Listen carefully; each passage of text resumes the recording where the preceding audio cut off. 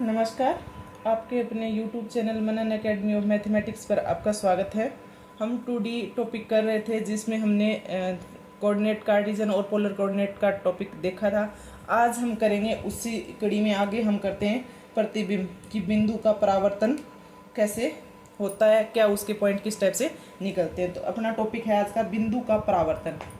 Topic है बिंदु का परावर्तन या रिफ्लेक्शन ऑफ ए पॉइंट। अब हमें देखना है कि जैसे अपने पास कल हमने किया था, ये एक्स एक्सिस है, वाई एक्सिस है, ये पॉइंट है अपने पास पी एक्स वाई। तो हमें ये देखना है ये पॉइंट है, इसका रिफ्लेक्शन कहाँ पे होगा। अगर हम एक्स एक्सिस के सापेक्ष प्रतिबिंब देखते हैं तो कहाँ पे प्रतिबिंब बनेगा, वाई एक्स के सापेक्ष देखते हैं तो प्रतिबिंब कहाँ बनेगा, मूल बिंदु के सापेक्ष देखते हैं तो इसका प्रतिबिंब है वो कहाँ बनेगा, ये हमें सब कुछ देखना है। जैसे हम क्या निकालते हैं, एक्स एक्स के सापेक्ष प्रतिबिंब देखते हैं। ये प्रतिबिंब का मतलब क्या है, जैसे हम एक मिरर है सामने अपने पास, तो उस मिरर में हम इस साइड खड़े हैं तो अपनी इमेज उस मिरर के पीछे की तरफ बन रही है। तो यहाँ पे भी सेम होगा कि ये जो एक्स एक्सिस है ये इस पॉइंट के लिए मिरर का काम कर रहा है। तो हमें ये देखनी है कि इसकी इमेज किस साइड बनेगी। यहाँ पे जितना डिस्टेंस है उस डिस्टेंस पे यहाँ पे इसकी इमेज बनेगी। तो इसमें अपने पास क्या आ जाएगा, एक्स तो एज इट इज रहेगा, वाई क्या आ गया, यहाँ पे हमें पता है कि वाई क्या होता है, नेगेटिव होता है। तो इसका मतलब अगर एक्स एक्स के सापेक्ष आपसे प्रतिबिंब पूछता है तो आप क्या करोगे, जो वाई जो है अपने पास कोऑर्डिनेट है उसको हम क्या कर देंगे, नेगेटिव साइन चेंज कर देंगे, एक्स क्या रहेगा, एज इज रहेगा। क्लियर है। तो ये एक्स एक्स के सापेक्ष है। अगर वाई एक्सिस के सापेक्ष पूछा है तो यहाँ पे अपना मिरर यहाँ पे आ गया, तो इस साइड इमेज बनेगी, तो इसमें वाई तो पॉजिटिव रहेगा और एक्स क्या आ जाएगा, नेगेटिव आ जाएगा। क्लियर है। जब हम मूल बिंदु के सापेक्ष निकालते हैं, मूल बिंदु ये इसके सापेक्ष बनेगा, इसका मतलब यहाँ पे बनेंगे इस साइड, तो इस साइड आके क्या हो जाएगा, दोनों क्या हो जाएंगे, नेगेटिव हो जाएंगे। क्लियर है। और y is equal to X के सापेक्ष बनेंगी, y is equal to X, दोनों x और y जब इक्वल होते हैं तो x y में चेंज हो जाएगा और y किस में चेंज हो जाएगा, x में चेंज हो जाएगा। तो हम यहाँ पे जब इसका प्रतिबिंब देखते हैं तो हमने जब फर्स्ट देखेंगे हम कि x के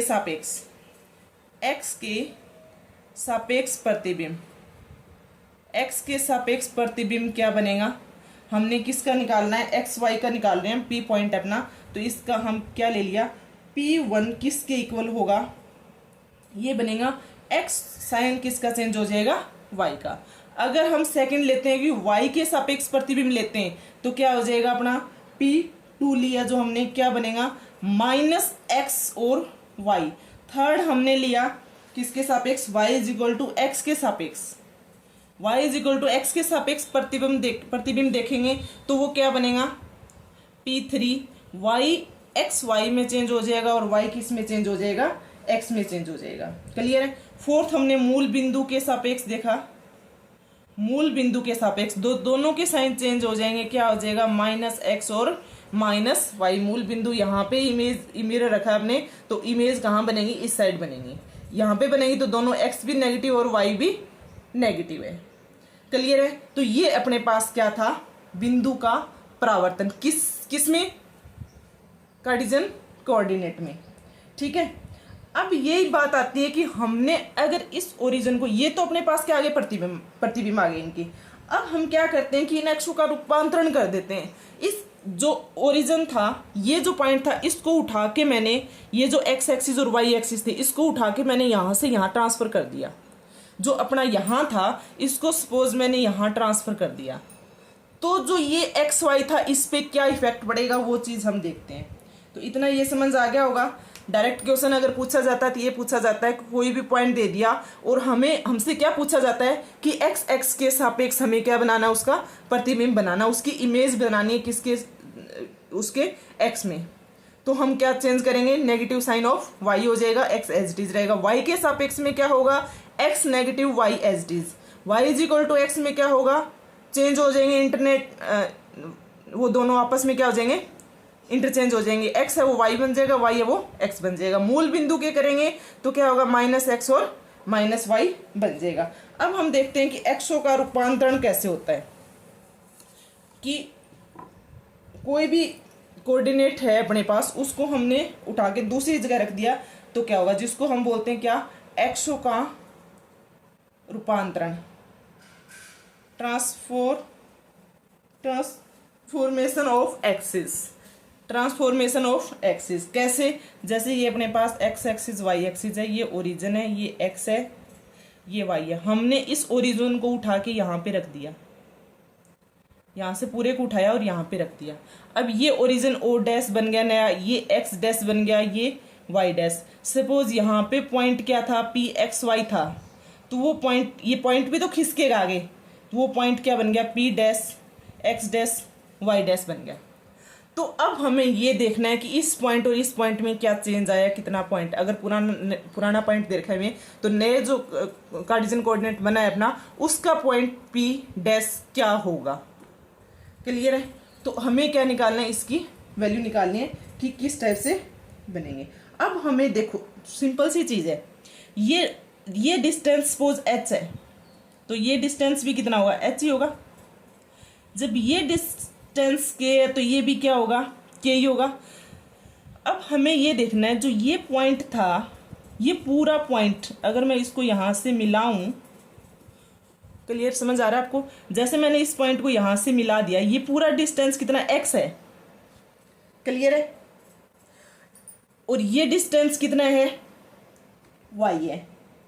तो अपने पास जो x था, उस x में से क्या कम हुआ है, जो नया कोऑर्डिनेट बना है वो पॉइंट यहीं पे बनेगा, सॉरी ये पॉइंट है, इस पॉइंट के नए कोऑर्डिनेट जो बनेंगे ना, वो कोऑर्डिनेट निकालने हैं। यहाँ पे तो जितना ये हुआ है इतना ही करेंगे तो वापस वो सेम ही रहेगा कोऑर्डिनेट। हमें क्या बताना है कि यहाँ पे जो नए कोऑर्डिनेट, ये जो एक्स डैश, इसको मैंने लिख दिया एक्स डैश वाई डैश लिख दिया। अब ये जो कोऑर्डिनेट बने ना, ये क्या होंगे, देखो ये पूरा एक्स था, एक्स में से हमने एच को वार करना है, तो ये कोऑर्डिनेट ही रहा ना यहाँ पे। तो हमें वैल्यू किसकी निकालनी है, इसकी और इसकी, कि ये डिस्टेंस कितना है, ये तो निकालना है। जब पूरे x में से हमने क्या माइनस कर दिया, ये h माइनस कर दिया, तो हमारा नया कोऑर्डिनेट आ गया। यहाँ पे y एक्सिस में से हमने k माइनस कर दिया, तो ये अपना ये डिस्टेंस आ गया। तो इसके नए जो कोऑर्डिनेट बनेंगे वो क्या बनेंगे, इसको हम बोलते हैं समांतरीय पैरेलल, समांतरीय रूपांतरण। ये क्या अपना समांतरीय रूपांतरण है। तो इसमें अपने नए निर्देशांक जो बनेंगे ना, वो क्या बनेंगे, नए निर्देशांक जो हम बनाएंगे वो क्या होंगे अपने पास, वो होंगे x डैश किसके इक्वल होगा, पूरे x में से क्या माइनस करना है, हमें h माइनस करना है, तो x माइनस h, और y डैश क्या होगा, y माइनस k। तो नए कोऑर्डिनेट अपने पास क्या बन गए, x माइनस h और y माइनस k, जो जिसको हमने p डैश का नाम दे दिया। क्लियर है। तो क्वेश्चन आपसे यही पूछेगा, पुराने कोऑर्डिनेट देगा, इतना खिसका दिया उसको, तो नए कोऑर्डिनेट उसके क्या बने, ये आपसे क्वेश्चन पूछा जाएगा। क्लियर है। नेक्स्ट है, इसके अगर सपोज इसकी इक्वेशन दे रखी है अपने को, कोई वक्र है, कर्व है, इसमें उस कर्व की इक्वेशन दे रखी है, इक्वेशन दे रखी है हमें, उस इक्वेशन से हमें क्या करना है, नई इक्वेशन क्या बनेंगी।